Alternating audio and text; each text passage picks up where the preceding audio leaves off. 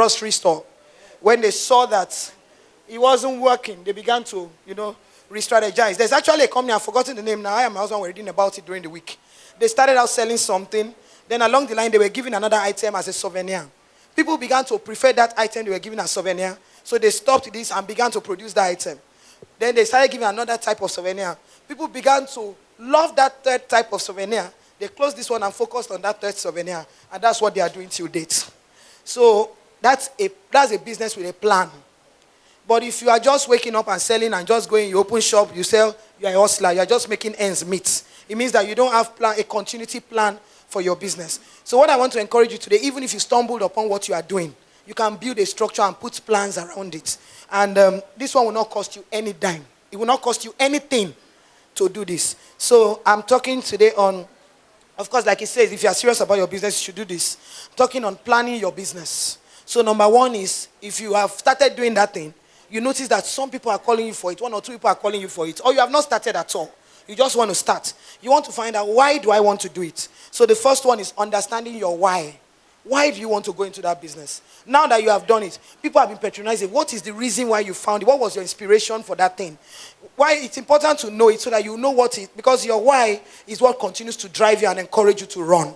Sometimes you meet obstructions, sometimes you meet challenges, but whenever you remember the reason why you started, you will continue to try. So that why is also your objective. That's what you want to achieve. That's your objective. It's also the problem you are solving. So you want to find out, why am I doing this? What problem am I solving for people when I'm doing this? And you want to find out, all of this is inside one, your why. I want to find out, what's the pain point you're addressing? What's that thing that if you talk, that's why it is pinching the people that are buying from you. That's number one, your why. Then the next one is your name. What's your business name?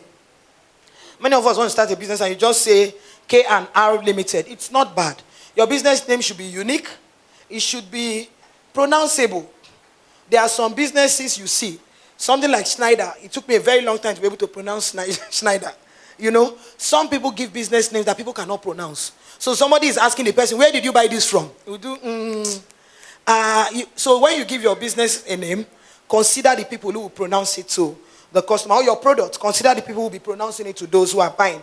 And then you also want to consider, what do you want them to have in mind when they think of the name? Imagine a brand like Guaranty Trust Bank. They are telling you that you can be guaranteed with them. Sterling Bank started doing what they call one customer. It means that every single customer is important. So for instance, for my business, Ibom Soups, how did we come about the name? My husband actually coined the name. Okay, we are from Akwa Ibom, and people know that people already have accepted that Akwa Ibom is the soup capital of Nigeria. Yeah. So if we are going to be doing soups, how do we tie this to where we are from? Then we said Ibom. So instead of Akwa Ibom, there was already Calabar Kitchen, many other things. And then we said, let's take out the Ibom from Akwa Ibom. And Ibom and soups. So once you see it, you know we are selling soups. You don't have to argue about that. And that name has been working. As a matter of fact, 2 days ago, I was at the Ogba outlet. And then a customer walked in. She was also excited. And she just started talking about placing orders. And then I asked her, how did you get to hear about us? She said, I was coming to my friend's house here.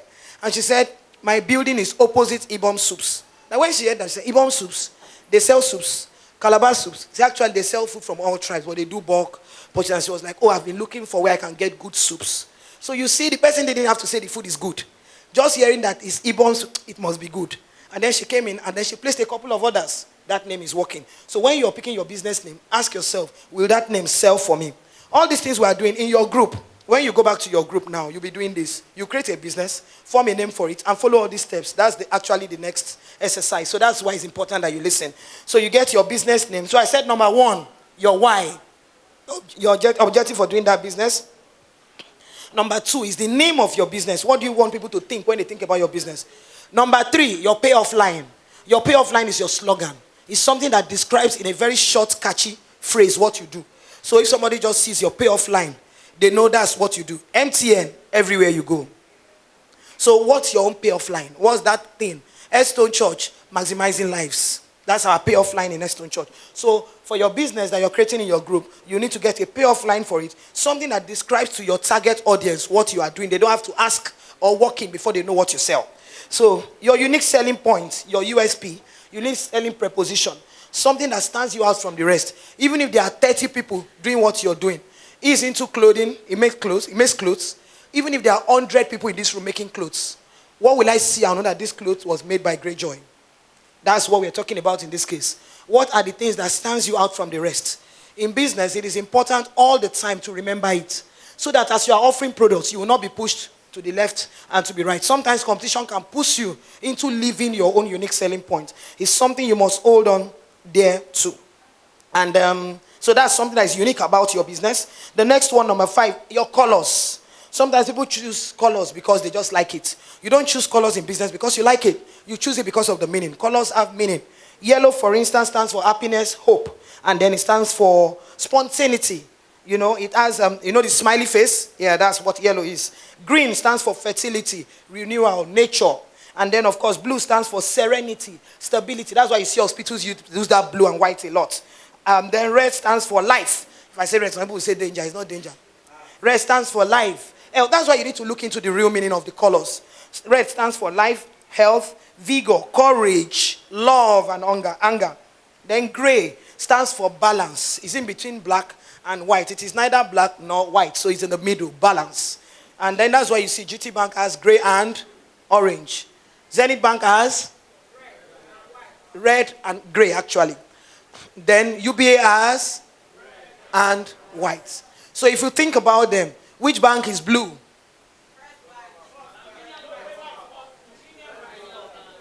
Keystone Bank. But have you also noticed that all the blue are different kinds of blue? So as a business, especially when you are building your brand, you don't just say because my color is green.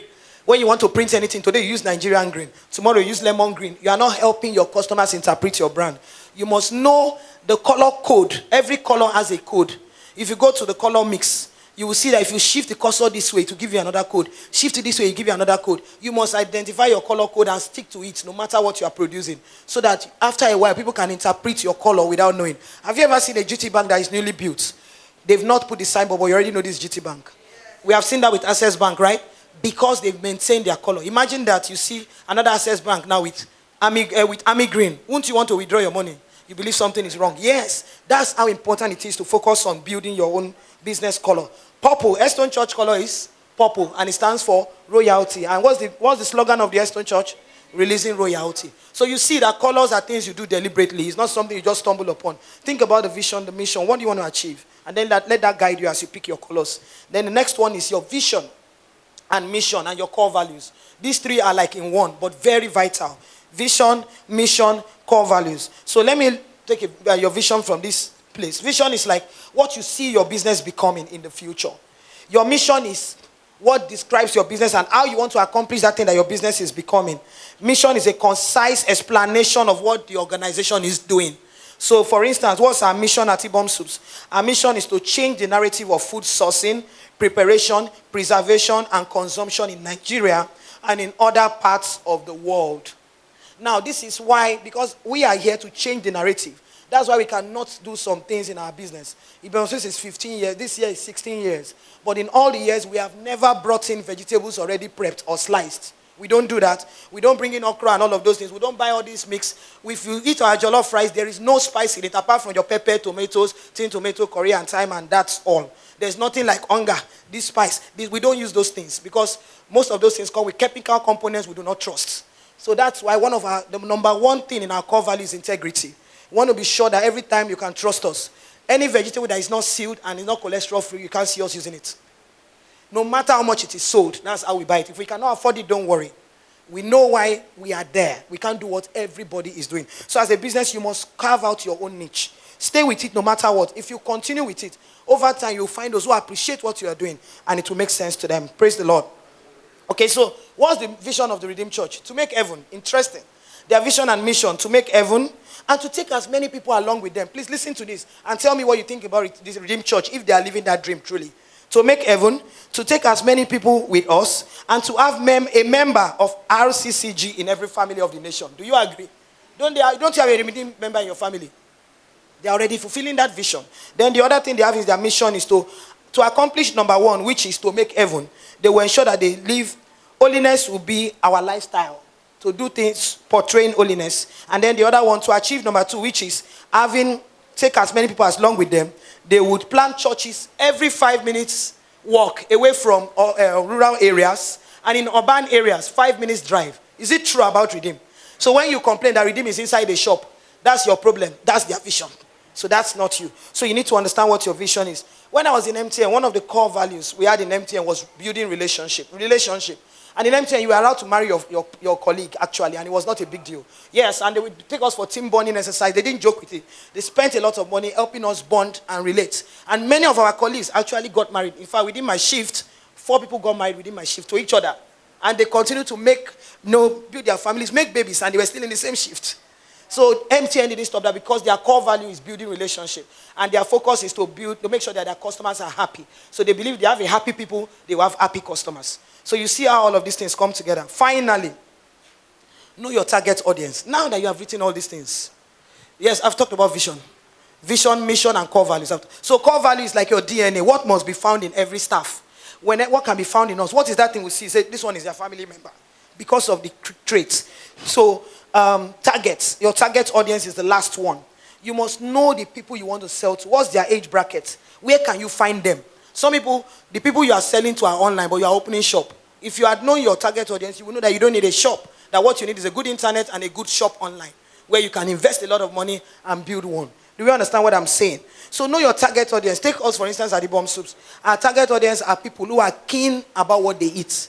People who don't want to eat anyhow. People who are concerned about what they use to make their food. So when we are talking to you, I'll begin to hear things like, why is it that price? How much is okra in the market? We know that you are not our customer. Our customer are people who would not mind you taking out that stress from them. They are ready to pay you premium for it. And then at the same time, they are concerned about how their food is prepared. If you are like that, and you are willing to put away your money for it, then you are our customer. And you know what is interesting? What has helped us in carving this niche? We've had our pressures trying to shift left and right, but we still stood with it. Now, you know what we have realized? Many of our customers, as a matter of fact, over 50% of our customers will not eat food from anywhere else, except the ones cooked in their kitchen or cooked by Bomb Soups. That's what happened over time. If you continue to put these structures in your business, it's a matter of time. Your customers will understand that you are different from the rest, and they will stick with you. Thank you. All right.